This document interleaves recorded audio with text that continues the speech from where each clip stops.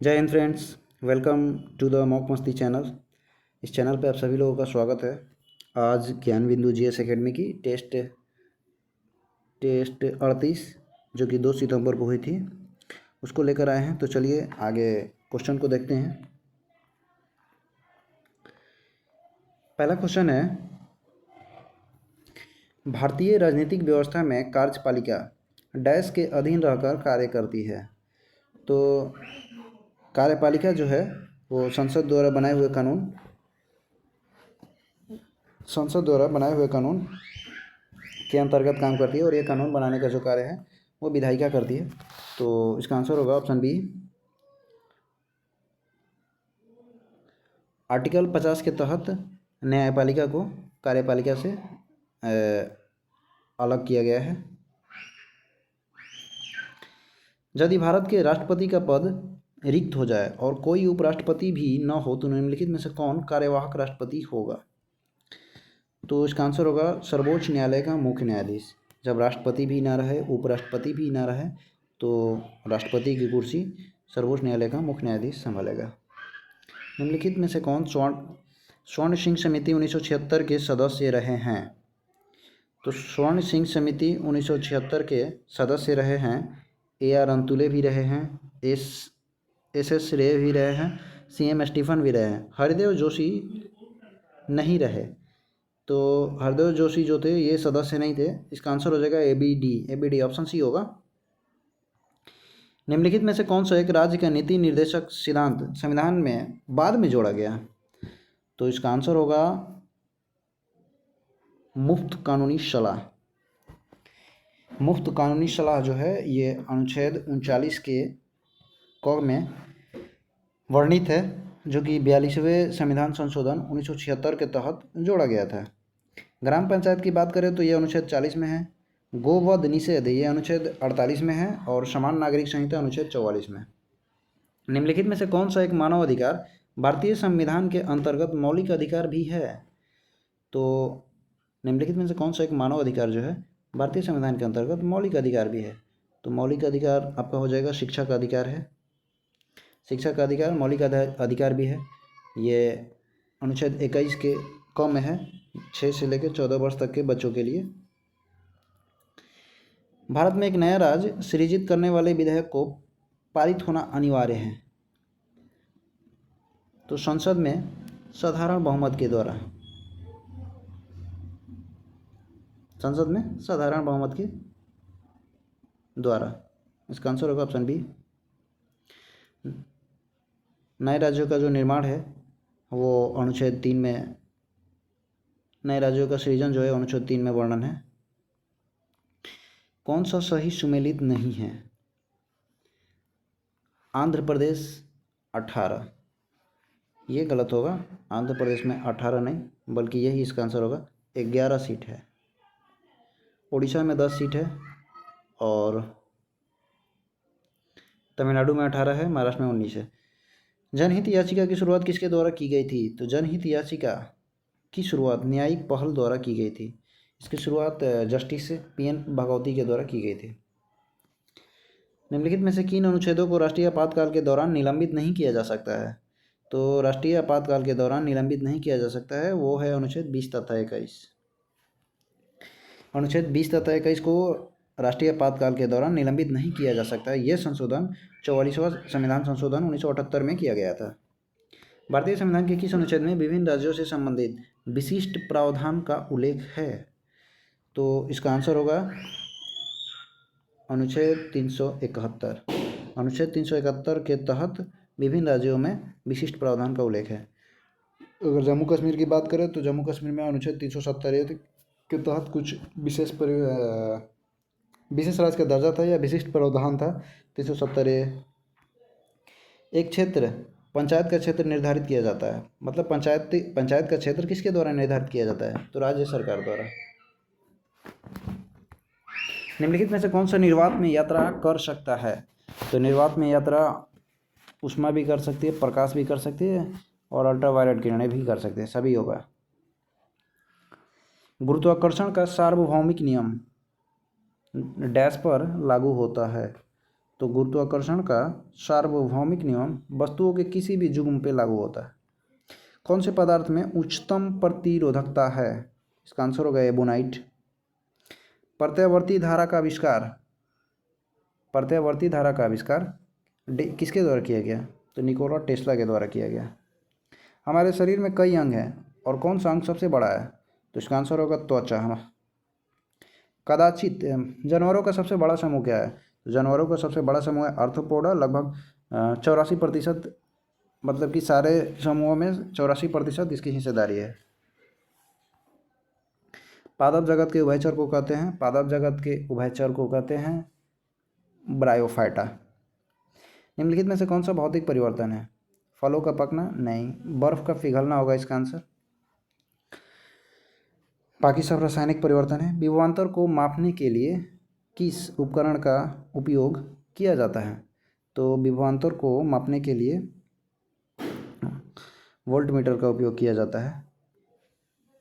एकमात्र धातु है जिसे क्षारीय धातुओं के साथ रखा गया है, तो इसका आंसर होगा हाइड्रोजन। इसे वर्ग 1 में रखा गया है। डैश में प्रत्येक कार्बन परमाणु 4 अन्य कार्बन परमाणुओं से बंधे होते हैं जो एक दृढ़ त्रिआयामी संरचना का निर्माण करते हैं, तो इसका आंसर होगा डायमंड, हीरा। और दृढ़ त्रिआयामी संरचना का निर्माण करते हैं। ये चार अन्य कार्बन परमाणुओं से बंधे होते हैं। और अगर ग्रेफाइट की बात करें तो ये 4 नहीं बल्कि 3 अन्य कार्बन परमाणुओं से बंधे होते हैं। पक्षियों में कितने चैम्बर होते हैं? तो पक्षियों में जो होता है 4 कक्षीय हृदय होता है, 4 चैम्बर होता है हार्ट के। मटर के पौधों में मटर के पौधों में डैश बीज, मतलब डैश कैरेक्टर रिसेसिव होते हैं, तो मटर के पौधों में झुर्रीदार बीज कैरेक्टर रिसेसिव होते हैं। इनमें से कौन सा एक यौगिक नहीं है? तो यौगिक सल्फर डाइऑक्साइड, हाइड्रोजन सल्फाइड, इसमें देखिए इसका आंसर होगा लेड। लेड जो है वो यौगिक नहीं है बल्कि एक तत्व है। इसका परमाणु क्रमांक 82 है। यदि प्रतिरोध को आधा कर दिया जाए तो धारा दोगुना हो जाती है। प्रतिरोध आधा तो धारा दोगुना हो जाती है। डैश की आवृत्ति मनुष्यों के लिए श्रव्य नहीं है, तो मनुष्यों के लिए जो श्रव्य आवृत्ति है वो 20 से 20,000 हर्ट्ज होती है, तो इसका आंसर होगा 20 से 20,000 हर्ट्ज। ये 22,000 हर्ट्ज, ये श्रव्य नहीं है। 100 हर्ट्ज है, बाकी सब सही है। एक्टिनाइडों की परमाणुविक संख्या है, तो एक्टिनाइडों की परमाणुविक संख्या 90 से लेकर 103 तक है। इनकी संख्या 14 है। पिन्ना किसका भाग है? पिन्ना जो है वो कान का बाह्य भाग है। निम्नलिखित में से किसके अनुसार जी का मान घटता है? तो जी का मान जो है वो ऊंचाई के, किसके अनुसार जी का मान घटता है? तो जी का मान जो है ऊंचाई के अनुसार घटता है। मतलब जी का मान पृथ्वी तल से अगर ऊपर जाइएगा तो जी का मान घट जाएगा, नीचे जाइएगा तो जी का मान बढ़ जाएगा। डैश में कार्बन परमाणुओं को फुटबॉल के आकार में व्यवस्थित किया जाता है, तो फुलेरिन में कार्बन परमाणुओं को फुटबॉल के आकार पर व्यवस्थित किया जाता है। अपघटक डिकम्पोजर किस पोषण स्तर के जीव है? अपघटक जो है पोषण स्तर 4 है। जीवाश्म फॉसिल नेशनल पार्क अवस्थित है। Fossil national park Madhya Pradesh में है।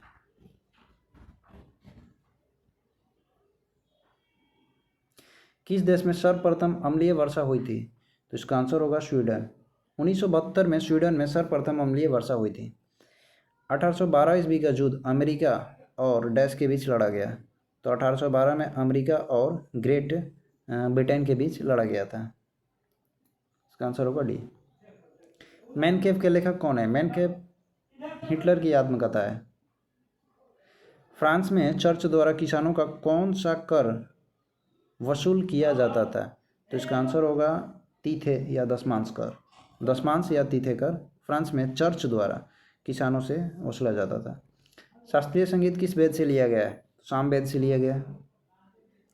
पद्मश्री पुरस्कार से सम्मानित शोभा नायडू एक डैश नर्तकी थी, तो ये कुचिपुड़ी की नर्तकी थी शोभा नायडू। कुल्लू दशहरा एक रंगोत्सव है जो मुख्यतः किस राज्य या केंद्र शासित प्रदेश में मनाया जाता है? तो कुल्लू मनाली ये हिमाचल प्रदेश में मनाया जाता है। अपनी पहचान को गलत बताकर आपसे गोपनीय जानकारियों को प्राप्त करने के प्रयास क्या कहलाते हैं? तो इसे फिशिंग ट्रिक बोलते हैं। अपनी पहचान को गलत बताकर आपसे गोपनीय जानकारी को प्राप्त करने का प्रयास फिशिंग ट्रिक कहलाता है। कंप्यूटर का ऑपरेटिंग सिस्टम डैश का एक उदाहरण है। तो कंप्यूटर का ऑपरेटिंग सिस्टम एक सिस्टम सॉफ्टवेयर का उदाहरण है। हेरोइन प्राप्त होती है अफीम पुष्प से। कल्पना वन क्या है? तो कल्पना वन जो है वो मौसम विज्ञान उपग्रह है। निम्नलिखित में से कौन भारत के प्रथम मुख्य न्यायाधीश बने? तो हीरालाल जेकानिया, इसका ऑप्शन ए होगा। किस भारतीय शहर में दुनिया का सबसे बड़ा क्रिकेट स्टेडियम बनाया गया है? तो दुनिया का सबसे बड़ा क्रिकेट स्टेडियम अहमदाबाद में बनाया गया है। डॉक्टर बिंदेश्वर पाठक इनमें से किससे संबंधित है? तो डॉक्टर बिंदेश्वर पाठक जो है वो सुलभ शौचालय आंदोलन से संबंधित है। एक सीजन में 2 बार माउंट एवरेस्ट पर चढ़ाई करने वाली दुनिया की पहली महिला कौन है? तो इसका आंसर होगा अंशुजम सेनपा। एक सीजन में 2 बार माउंट एवरेस्ट पर चढ़ाई करने वाली अंशुजम सेनपा। निम्नलिखित में से कौन सी ओमान की राजधानी है? तो ओमान की राजधानी होगी मस्कट। कौन सा यूनेस्को का विश्व धरोहर स्थल भारत में नहीं है? मतलब भारत का कौन सा स्थल यूनेस्को का नहीं है, यूनेस्को में लिस्टेड नहीं है? तो इसका आंसर होगा चार मीनार। भारत के राष्ट्रीय ध्वज का केसरिया नारंगी रंग केसरिया नारंगी रंग डैश का प्रतीक है। भारत के राष्ट्रीय ध्वज भूटान के राष्ट्रीय ध्वज का केसरिया नारंगी रंग डैश का प्रतीक है। तो धर्म साधना का प्रतीक है। दिल्ली किस नदी के तट पर स्थित है? जमुना नदी के तट पर स्थित है। गुलबर्ग किला भारत के किस राज्य में स्थित है? गुलबर्ग किला जो है वो कर्नाटक में है। दक्षिण अफ्रीका में रंग भेद को ख़त्म करने के लिए नोबेल पुरस्कार किसे मिला था? तो इसका आंसर होगा नेल्सन मंडेला को मिला था। निम्नलिखित में से किस महिला व्यक्तित्व को ओलंपिक में डबल मेडलिस्ट होने का सम्मान प्राप्त है? तो ओलंपिक में डबल मेडलिस्ट होने का सम्मान जो है वो प्राप्त है पीवी सिंधु को। अंतर्राष्ट्रीय अहिंसा दिवस मनाया जाता है 2 अक्टूबर को। शंख का बना बैल सिंधु सभ्यता के अंतर्गत किस स्थान से मिला है? तो शंख का बना बैल जो है वो हड़प्पा से मिला है। मौर्य काल में स्वतंत्र रूप से जीवन यापन करने वाली विधवा को क्या कहा जाता था? छद्मवासिनी। मौर्य काल में स्वतंत्र रूप से जीवन यापन करने वाली विधवा को छद्मवासिनी कहा जाता था, ना कि रूपा जीवा नहीं कहा जाता था। गुर्जर प्रतिहार शासकों में किसकी उपाधि आदिवारा थी? तो आदिवारा जो थी मिहिर भोज की उपाधि थी। मिहिर भोज ने आदिवारा की उपाधि धारण की थी। विजयनगर साम्राज्य में जिला को क्या कहा जाता था? तो विजयनगर साम्राज्य में जिला को वलनाडु कहा जाता था और ग्राम को उर कहा जाता था। अकबर ने जब कश्मीर का अभियान किया था तो वहाँ का शासक कौन था? तो वहाँ का शासक था यूसुफ खां।